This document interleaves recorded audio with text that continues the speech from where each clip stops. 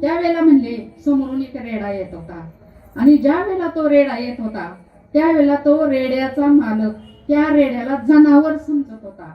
पण ज्ञानेश्वर माऊलीने रेड्याकडे बघितल्यानंतर या उपाधी माझी गुप्त चैतन्य असे सर्वगत ते तत्वज्ञ संत स्वीकारती.